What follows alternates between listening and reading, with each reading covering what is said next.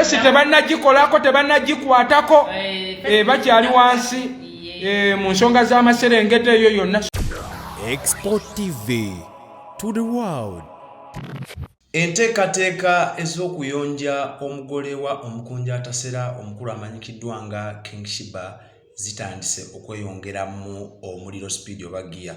Olunaku lwaleero bamukeezezza mu sawuna mugezaako okugogola olususu lwe n'okumugyamu ebikyafu.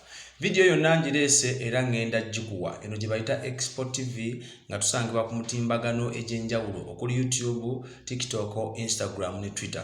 Subscribinga mukwano togaana mpaka like ako teka ka comment tuke tusimbule nenga sinnakuwa video eno nakunnyonnyola ebintu ebingi byendeese olwaleero njagala nkutegeeze gwe wenna mukadde wange abali ebweru w'eggwanga abali mu ggwanga lyattu Uganda nga weetaaga poloti nga weetaaga ettaka eriko ekyapa ku ssente ezijja mu nsawo yo weekwate nze kennyini osobola okulaba nga naawe ofuuka Land Road. Mpa ku nnamba yange y'essimu 0755 oba 0752286969.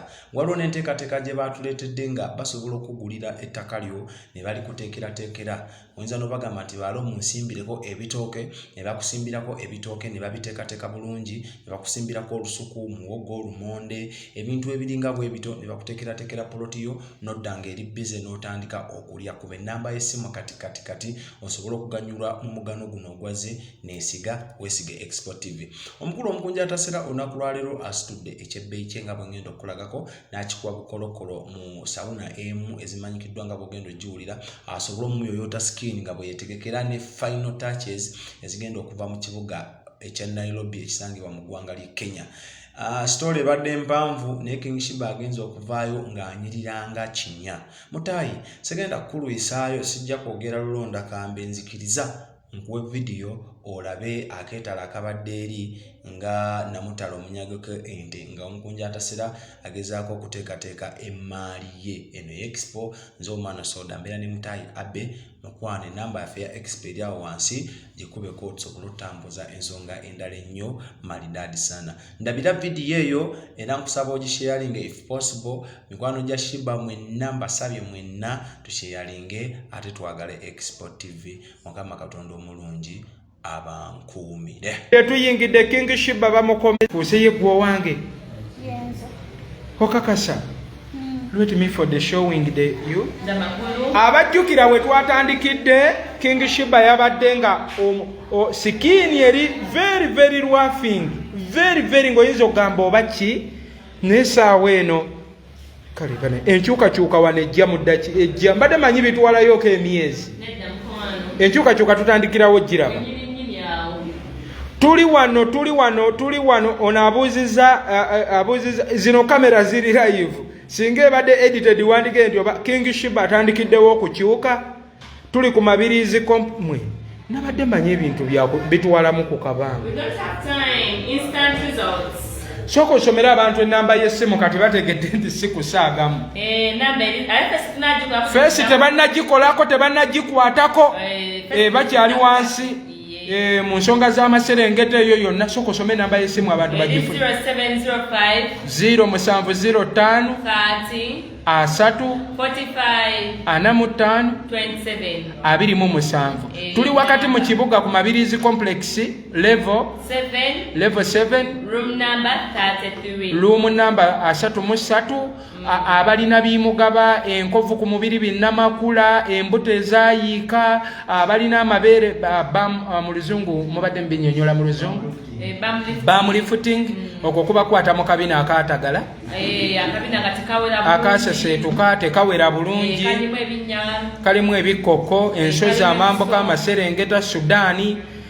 Then bwe tuva ku ekyo breast lifting, breast farming, ebbere nga ttono ebbere lyagwa oyita kusalama road nga ebinnya byakusunda amabeere ne gagwamu obukanye emiguwa. Ate akabina wali bacumi bonna bayitire eno MC 10 bonna abamulabako kikole mu ngeri y'okumwagaliza omulagirire wano ku Mabirizi Complex ayiteko wano. Okay, bagenda ku party 2 writing about now King Sheebah omugole oba abagambe yaka omugole naye tugambe batya waawulira kasooke twogereko n'omugole ababuulireko bwawulira omugole fesi tebannagikwatako writing about now bali ku bitundu ebya wansi mu maserengeta ga Uganda okulaba nga bagayooyoota. Madamu Esther alabika yabaddeyo ng'ala n'agamba amaserengeta ago nago gayinza oba geetaagamu akayooyooto era gayooyooteddwa. Tusobola ogiwa kati yo tugiwe next time. It's okay. Mbadde wano nga njogerako ne okay. Kale writing about now omusawo akyusiza n'ebyambalo mwebala batwapinga spleen. Eno tusanzeyo abayimbi ab'enjawulo kumbe badduka eno ne babakolako ate ne batabuusa bafaani baabwe. So kaakati dokita akomyewo mu party 2. Dokita akomyewo mu party 2. Eno bye basooka okukolako byakunyirira. King Sheebah tuli mu party 2. King Sheebah ayingidde mu party 2. King Sheebah party 2 nange byendaba sibitegeera naye Mukama yamanyi ekikulu.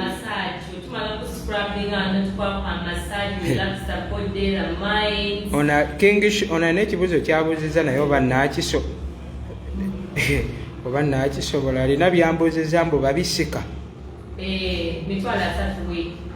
Wiiki emu yokka nga otambula oleebeesa n'omugole aseseewo akaseko bannange. Wiiki ogambye wiiki emu kuba ono abuuziza naye nti okisoma agambye mbu babisika sibitegedde nange. Mu wiiki emu nga otambula kusala amalodi nga ne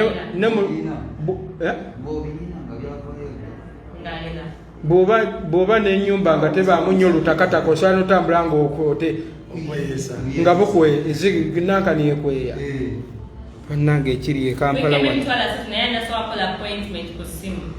okozesa ennamba y'essimu gye tukuwadde bwe buba nga bwakona ne bukola emputtu si bwe busoose okukola emputtu ne mu baana mubaamu omwana ow'emputtu mubaamu abaana nga baaliyeni sikini nga bamputtu. Kati woba n'obuntu bwobwo nga bulinga aliyeni sikini nga bulina emputtu kuba ennamba y'essimu 0705 mugiwandiikeko awo wansi tugiddemu buto nga bwe bagiwandiika 0705 3 45 27 wano mu kibuga Kampala wakati ku Mabirizi complex okuliraana mapeera buli omu agimanyi nini Mabirizi buli omu agimanyi. So jangu essaawa eno King Sheebah bagezaako mukolako. King Sheebah oli gwe mubadde mumanyi ono mulalamuko, ono omugole mulalamuko, balina obuntu bwe bali omuyisaako nange sinnabutegeera. Abali ku TikTok bangambye network etutawanyaamu. Network mumumanyi alyo girwanyisa atayagala mumumanyi naye tumusobola egenda maleeterere. So writing about the moment njagala kubanga mbalaga buli ekigenda mu maaso. Basebo ne bannyaba abaagalo, basebo ne bannyaba abaagalo, basebo ne bannyabo. Oyo ye mugole King Sheebah, oyo ye mugole King Sheebah. Oyagala kusala lubuto, oyagala bina, oyagala ki? Oyo ye King Sheebah. Tusanse nnyo balaba abali ku TikTok osobola tutrapingirako mu spleen. Abali ku Facebook osobola olikingako n'okusharinga n'okomentinga wootategedde tukuyambe. Jangu ku Mabirizi complex ewa Esther. Gwe jangu buzitambulira kweyo ennamba y'essimu ne ku WhatsApp kweri ate osobola n'ogikubako direct. Ku WhatsApp kweri osobola n'ogikubako direct. So bambi King Sheebah abadde bubi, kamaama kabadde bubi, Mukama yeebale kabadde bubi, sikini ebadde erina ebizibu byayo nga yo, naye kati ono yagenda obba obujulizi obutabuusibwa. ya ono yagenda obba omujulizi ono agambye mukunja ate omala okkanyiriza bakakubbeko naye bannange wamma King Sheebah aliwo asobola okubba wanje kagambye tewali asobola kakwatako naye kati nze taata wange musawo omuganda King Sheebah amubbye yenna okay bambi n'okutuka bwoti nga liri eri liswamye ligamba kamalotereramu okay kambalage ku mugole writing about now mpeza kumpalena face yo tebannagikwatako yadde face tebannagitandikako bakyali ku nsonga z'amaserengeta ezo wano buli kimu bakikolako oli mugole toli mugole olina pate kuogenda oyagala ka makeup oyagala kaki byonna oyagala akaviiri ak'omulembe akaliko okay bazeemu okumuyiwako buto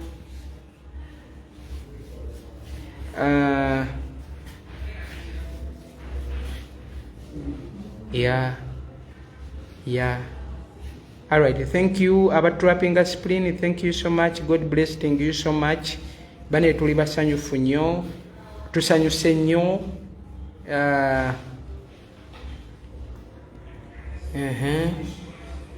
mwebale nnyo mwebalire ddala tuli ku Mabirizi complex omugole King Sheebah trappingako ku spleen njagala omugole agenda kubagambayo obugambo bubiri soko trappingeko ku spleen yawo network erabika etandise okubanga etereera ya network enzo okuba etandise okubanga etereera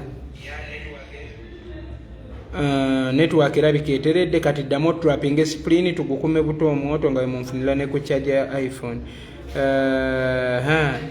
okay so ambassador wa Busoga tusanise okulaba ambassador wa Busoga naawe osobola okusalako n'oyitako ku Mabirizi complex ewa anti Esther skin therapist bannange ne bakuyoyoota obukovukovu bwonna obwalemera ku mubiri byonna binnamakula leeta mukyala wo leeta girlfriend wo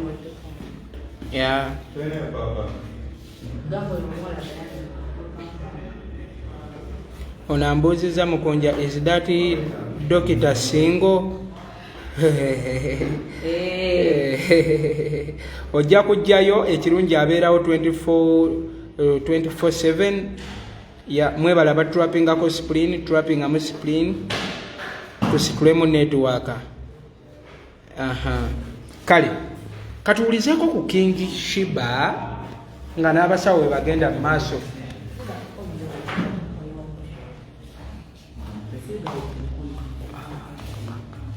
kamama owulira otya kati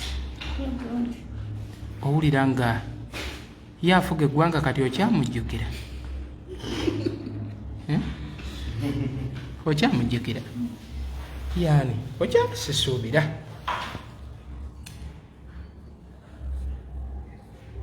afuga eggwanga lino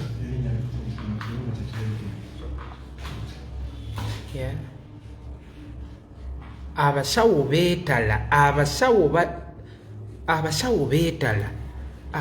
beetala Sheebah tunulako musawo mu maaso oyo ndaye musawo akuba musawo kasimayiro ke tekasigudde baka abasajjawo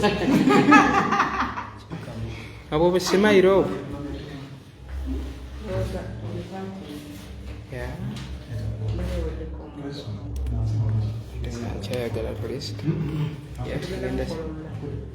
fesho tugenda batumukola olulala so tugezaako kubanga tukatusuubire enamba y'essimu mugifunye bulungi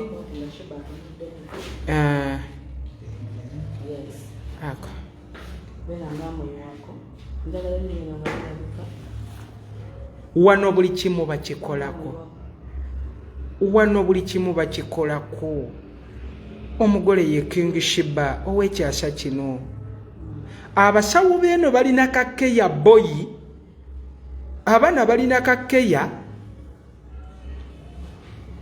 muve ku eri gye baba sikulabinga ne babanga abakutakula.